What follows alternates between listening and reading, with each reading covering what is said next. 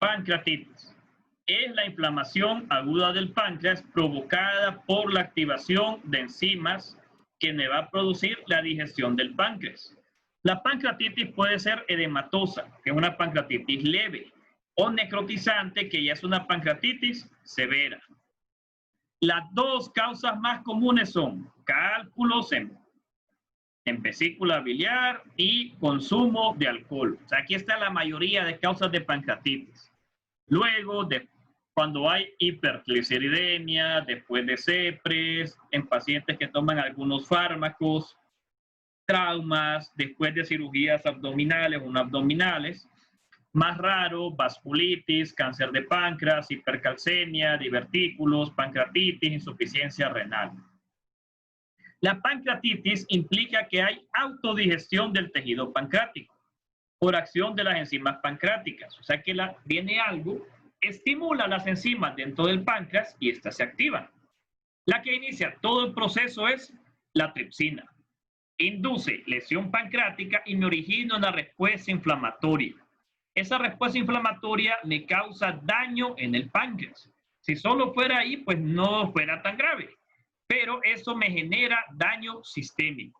Los pacientes tienen síndrome de respuesta inflamatoria sistémica y les puede llevar a fallo de múltiples órganos. La fase inicial hay activación de enzimas digestivas, daño de los ácidos pancreáticos. Este daño me va a activar la respuesta inflamatoria local.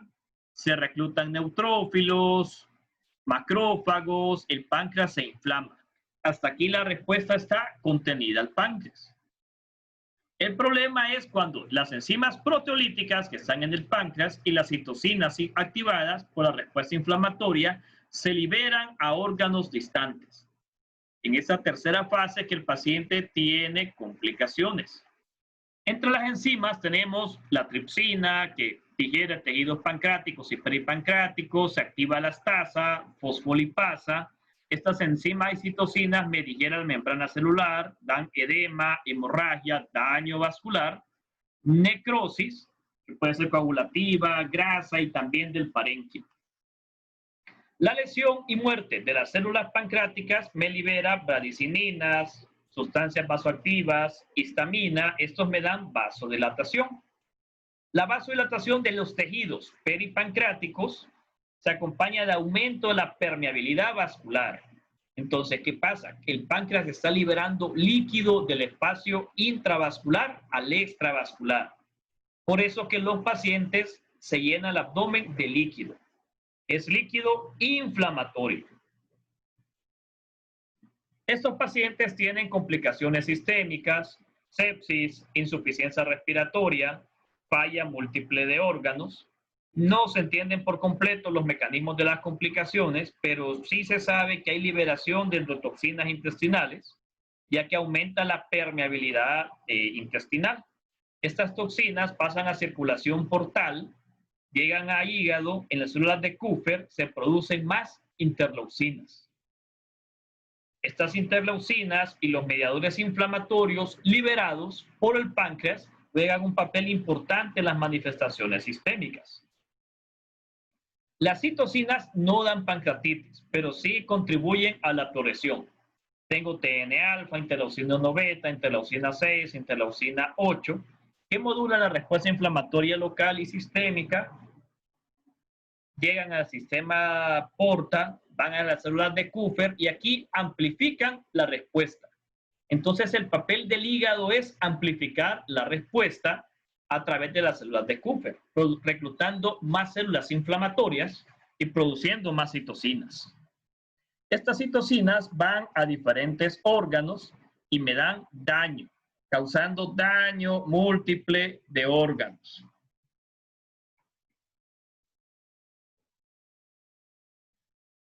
Uno de los problemas más graves es la deshidratación de estos pacientes. Como hay aumento de la permeabilidad capilar y vasodilatación, pasa líquido del páncreas a todo tejido peripancreático y cavidad abdominal. Entonces el paciente tiene hipovolemia porque hay redistribución del volumen del intravascular al espacio extravascular. Y esto es una de las claves del tratamiento de los pacientes con pancreatitis: hidratar. En etapas tempranas, hidratar para tratar de suplir todas estas pérdidas de volumen. Clínicamente, el paciente va a llegar por dolor abdominal. El dolor puede ser leve hasta ser intolerable, con sufrimiento intenso e incapacitante. Es cerebrante, el paciente siente que lo están partiendo por dentro. Se localiza en epigastrio, región periumbilical, irradia a espalda, tórax, flancos y región inferior del abdomen. Suele ser más intenso cuando el paciente está en decúbito supino y se alivia cuando el paciente está acostado con el tronco flexionado y las rodillas recogidas. Eso se llama posición de gatillo de fusil.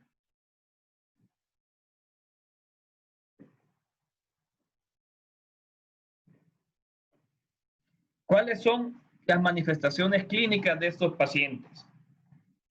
Aparte de del dolor. El dolor, aparte de la intensidad del dolor, se irradia en cinturón. El paciente dice que se le va hasta la espalda o que se le va por todo el abdomen. Junto con eso tienen taquicardia, febrícula, hipotensión arterial, taquipnea, por la respuesta inflamatoria sistémica, están deshidratados por la redistribución de volumen. La deshidratación también les da hipovolemia y choque hipovolémico. El choque partes por la hipovolemia por el paso de líquidos del espacio intravascular al extravascular. Además, hay mayor formación y liberación de péptidos que originan vasodilatación y mayor permeabilidad vascular. Y las enzimas proteolíticas se liberan a la circulación, me causan daño endotelial. No sé si es un choque redistributivo, porque hay vasodilatación, e hipovolémico, porque pasa líquido del intra al extravascular. El paciente está en esta posición hacia adelante. Eso no le quita el dolor, pero lo disminuye un poco. El paciente con pancreatitis está inmóvil. Si se mueve, siente que el dolor empeora.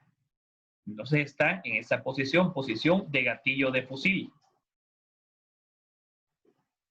En el tórax puede haber derrame pleural, la inflamación del páncreas inflama tejidos circundantes y esto va a causar que haya un exudado en la base del pulmón izquierdo, causando derrame pleural izquierdo, que eso es de tipo exudado.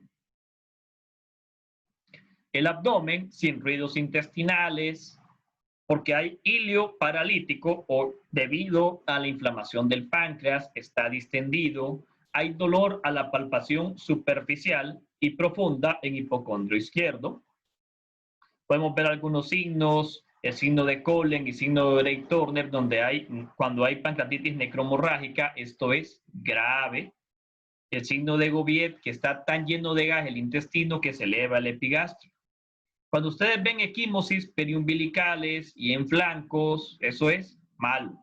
El pronóstico es bastante reservado porque tienen pancreatitis necrohemorrágica.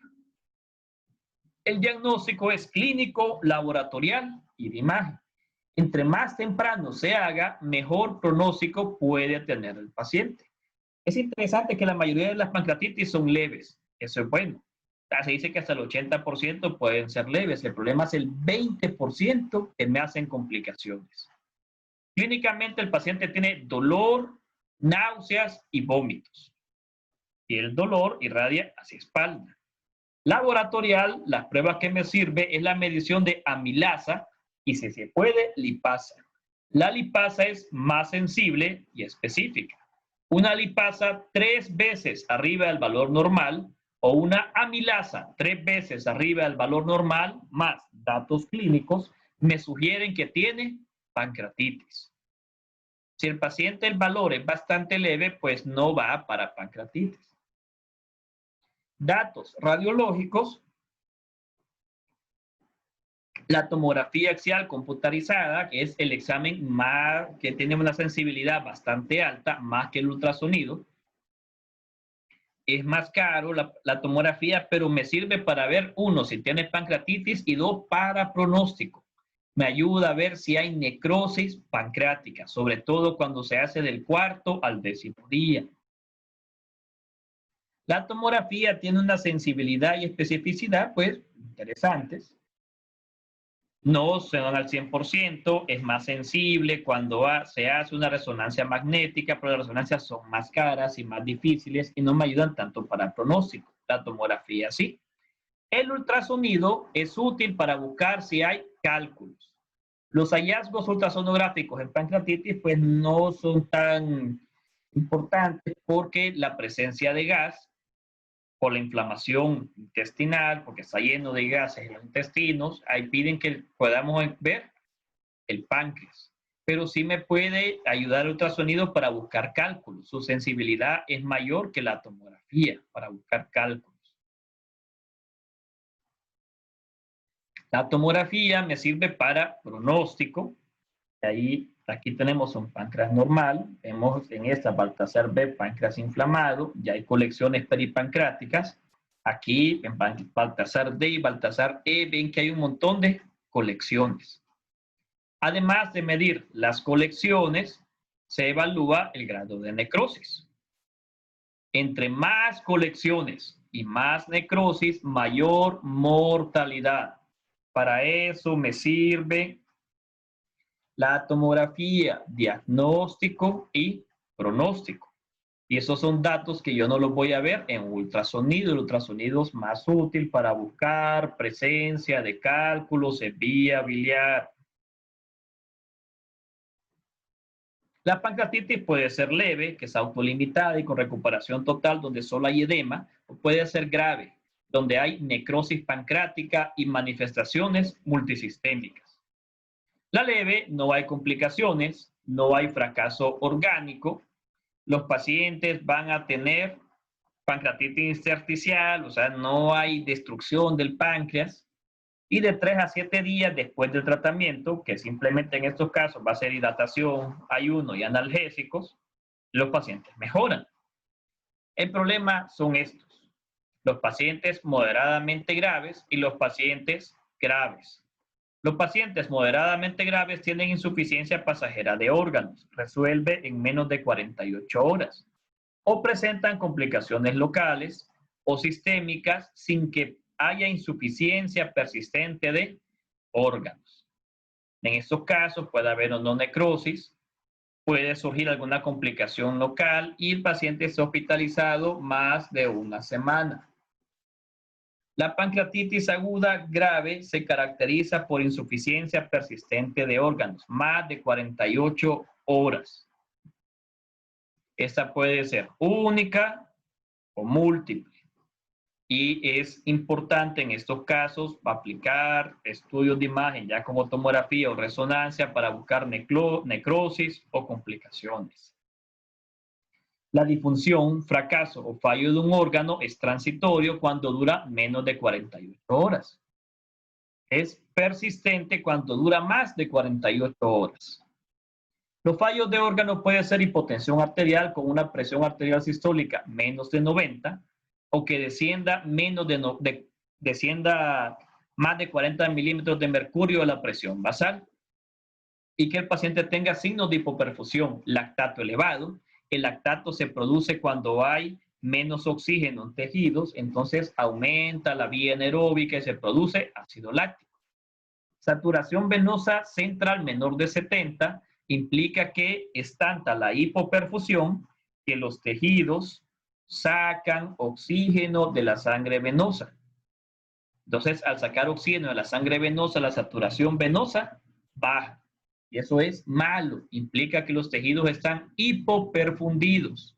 Definición de choque es hipoperfusión. La hipotensión solo es una manifestación de choque.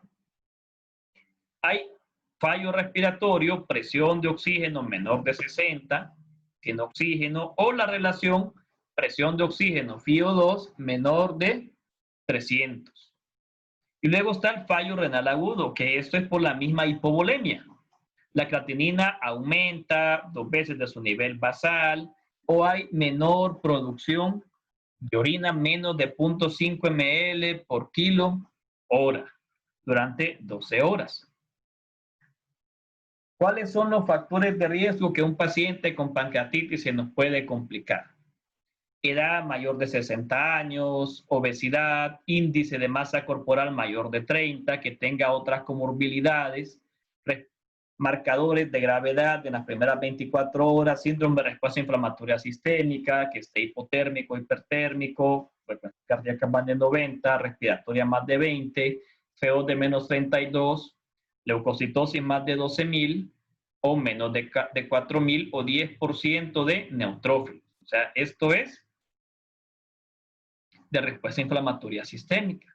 Luego que tenga score de Apache más de 8 o hemoconcentrado o tenga score de VISAP, que implica elevación del BUN más de 25, deterioro de conciencia, 2 de 4 signos de respuesta inflamatoria, edad más de 60 o derrame pleural. O que tenga insuficiencia de órganos con la clasificación de Marshall, que fue esto que vimos, que son estos tres, o que el paciente tenga insuficiencia persistente de órganos o necrosis pancreática. Por eso no solo es ver la parte de dolor y marcadores tomográficos, sino ver todo el contexto del paciente. Si el paciente con pancreatitis tiene dificultad respiratoria, si se hipotensa, si tiene signos de bajo gasto cardíaco, frialdad distal, llenado capilar lento, si está orinando poco, eso es malo. Eso implica que ya no solo tiene compromiso pancreático, tiene compromiso sistémico. Las complicaciones pueden ser locales, necrosis que puede ser estéril infectada, acumulación de líquido pancreático, pseudoquistes, ascitis pancreáticas, trombosis, fístulas, infarto intestinal, ictericia obstructiva. O sistémicas.